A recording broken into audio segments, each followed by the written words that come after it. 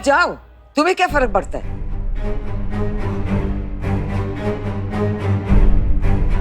छोटी सी बात को इतना बड़ा क्यों बना रहे हो? अब विधि है तो करनी पड़ेगी। माँ, आपने कहा था कि डीएनए टेस्ट पेपर्स पर साइन कर दो, उसके बाद आप हमसे कुछ नहीं मांगेंगे। अगर आपको याद होगा तो उस दिन हमारे बीच का सारा हिसाब किताब बराबर हो गया था।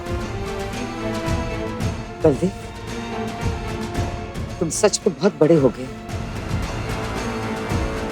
जब तुम पैदा होने वाले थे तो हमें डॉक्टर ने कहा था ऑपरेशन करवा लीजिए, लेकिन अगर हम ऑपरेशन करवाते तो बच्चे की जान खतरे में होती, और अगर हम ऑपरेशन नहीं करवाते तो हमारी जान खतरे में होती। हमने ऑपरेशन नहीं करवाया। हमने आपके बाबा से कहा कि हमने तो अपनी जिंदगी जी ली है, अब तुम्हें जिंदगी देखनी है, चाहे इसके लिए हमारी जान क्यों न चली जाए। और तुम हिसाब किताब बराबर करने की बात कर रहे हो? किसी भी औलाद के पास इतनी औकात नहीं है कि वो अपनी मां के साथ हिसाब किताब बराबर कर सके। ये बात उनसे दोबारा कभी मत करना। और तुम जानते हो तुम्हारी माँ को हाथ जोड़ के विनती करने की आदत नहीं है, लेकिन अगर तुम कहोगे तो हम ये भी सीख लेंगे, क्योंकि हमारे माँ बेटे का हिसाब किताब तुमने बराबर कर दिया।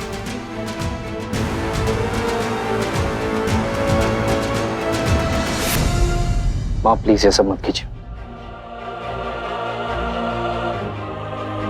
आप जैसा कहेंगे हम करने को तैयार हैं।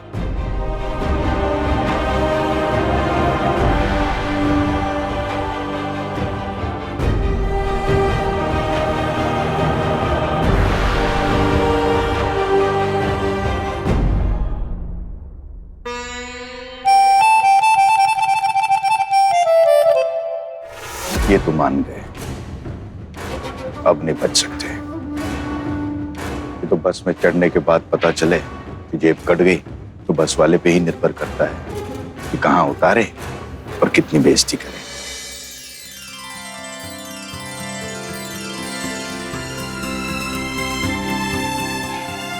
आइए बलदेव, विधि आपसे ही शुरू करेंगे। आप पहले अनामी के पैर धोएंगे।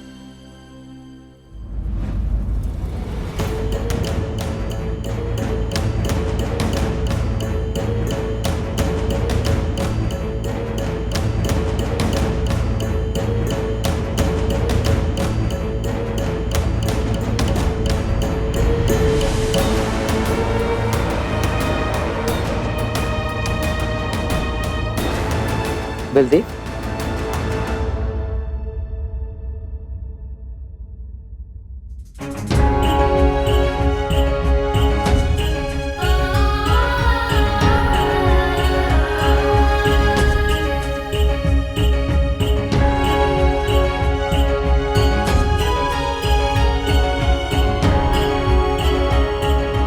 बलदेव, ये कैसे कर रहे हो?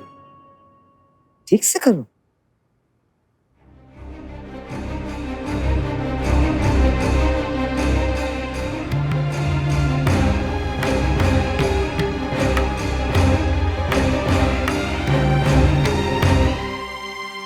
हम भी किसी के घर की बेटी ही थे, हमारे पैरों के छाप तो कभी नहीं लिए गए। बहुत ही नाइंसाफी है मम्मा। तुम्हारे पैरों के छाप तो हमारे सिर पर रोज पड़ते हैं। With love, with love.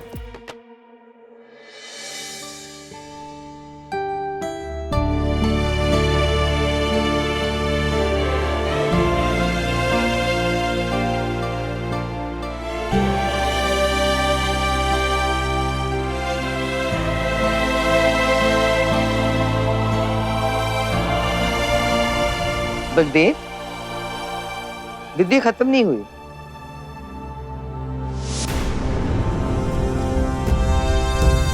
पूजन। जी मां।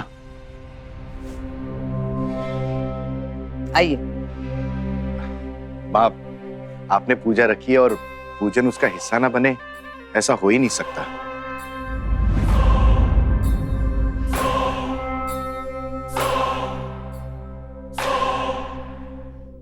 पूनम, हमारा फोन दो जरा।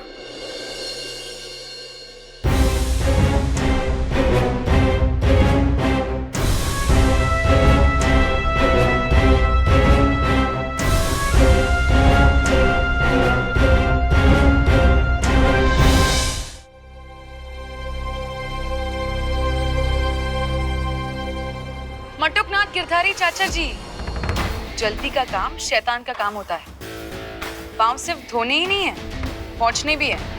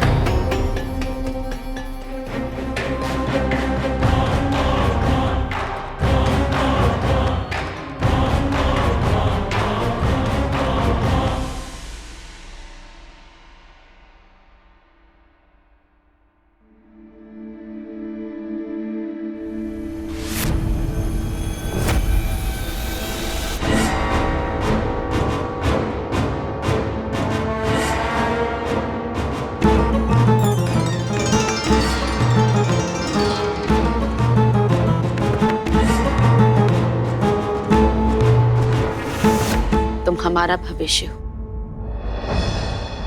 इसलिए तुम हमसे कुछ भी कहो, जो भी कहोगी, हमें फर्क नहीं पड़ेगा। हम बिल्कुल नहीं बदलेंगे। खून के रिश्ते तो सांसों का कवच लेकर पैदा होते हैं, तीखी जबान से खत्म नहीं होते।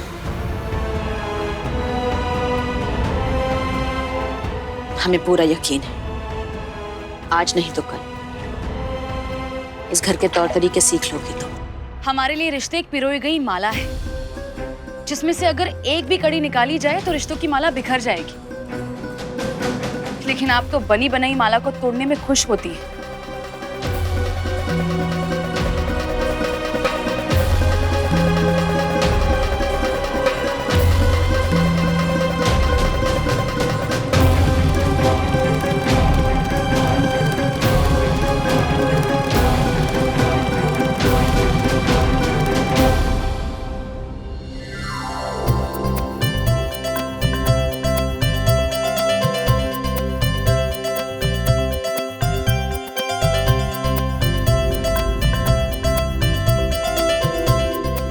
अरे अब्दू, आपके बाबा कहाँ हैं? उन्हें बुलाइए ना रस्म के लिए।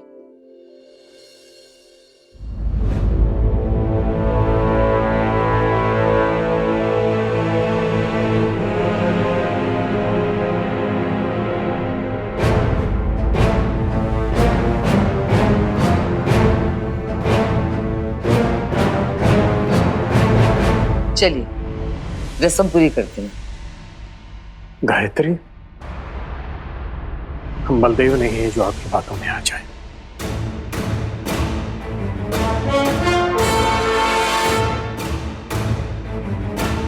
आपका मन नहीं करता तो ठीक है, और वैसे भी पति पत्नी आधे आधे भागीदार होते हैं। कोई बात नहीं, आपकी तरफ से हम कर लेंगे। देखिए, यदि आपने हमारी तरफ से ऐसा कुछ किया, जान लीजिए हमारे और आपके संबंध बचेंगे नहीं।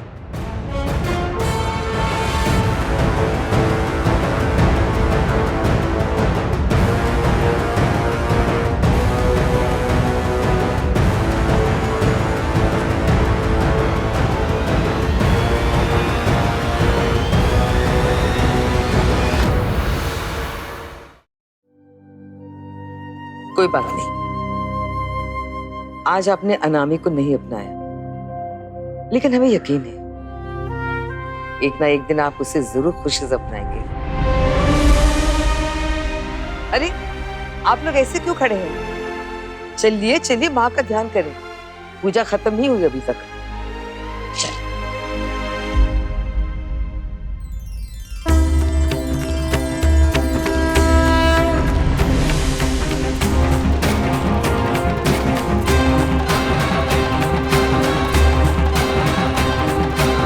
हेलो।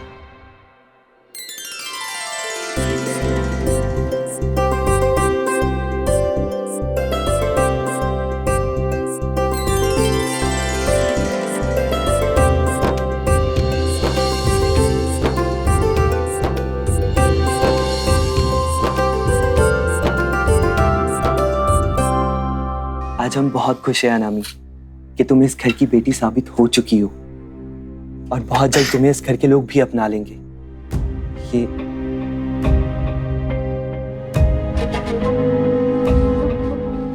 एक तोहफा हमारी तरफ से।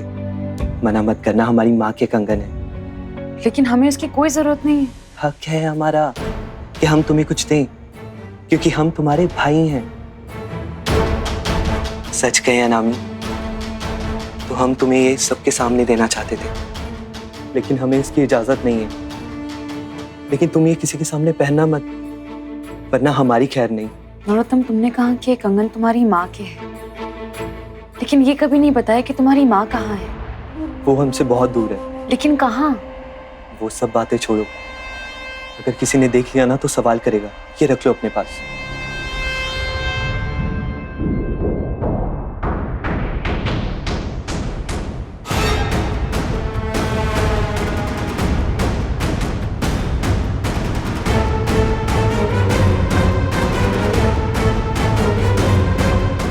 पता है, जब से इस महल में आए हैं ना, ऐसा लगता है कि किसी मौत के कुएं में आए हो और हमारा दम घुटने वाला हो। इस महल में भी हमने एक कोना ढूंढा है जहां जाकर हम खुलकर सांस ले सकते हैं। अगर तुम वहां जाओगी ना, तुम्हें लगेगा कि तुम इस महल की जकड़ से आजाद हो। चलोगी ना? चलो।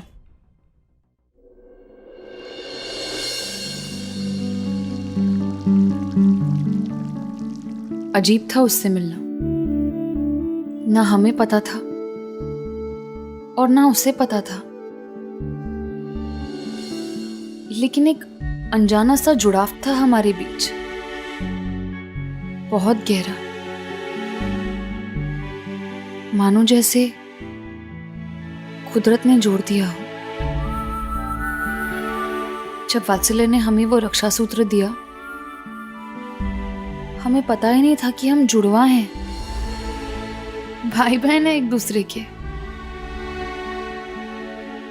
हमारे आपस में कोई कनेक्शन नहीं था, लेकिन फिर भी हम जुड़े हुए थे।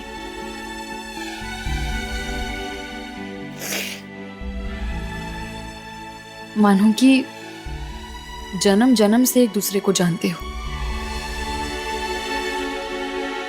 कल रात हम वात्सल्य के कमरे में गए थे। तस्वीर देखी हमने उसकी,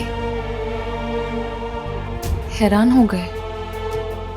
ये दिल की डोर कितनी अजीब होती है ना, दिखती नहीं, लेकिन ऐसा लगता है कि वो हमें अपने पास खींच रही हो। वात्सल्य हमें बनारस में मिला था, लेकिन पता है, हमारी आंखों के सामने उस पर अटैक हुआ था।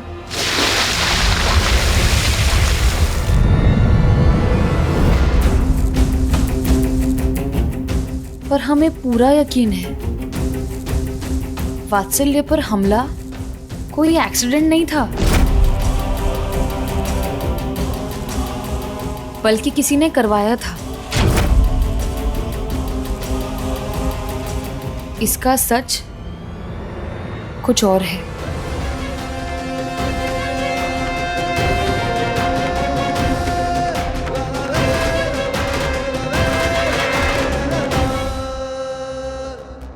अब तो ऐसा लग रहा है कि हम यहाँ कोई पहेली सुलझाने आए हैं। गुत्थी चाहे जितनी भी उलझी हुई क्यों ना हो, सुलझानी तो पड़ेगी ही।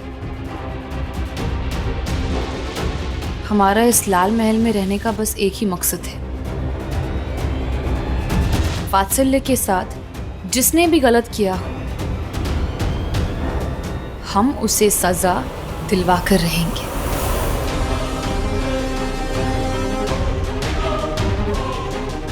लेकिन इस मामले में सिर्फ एक ही इंसान हमारी मदद कर सकता है, और वो है अधिराज। क्या तुम हमें अधिराज के पास लेकर जा सकते हो? लाल महल के सिक्योरिटी गार्ड्स को चकमा देना इतना आसान नहीं है। कोई और रास्ता नहीं है? एक चोर रास्ता है, बड़े काम का है।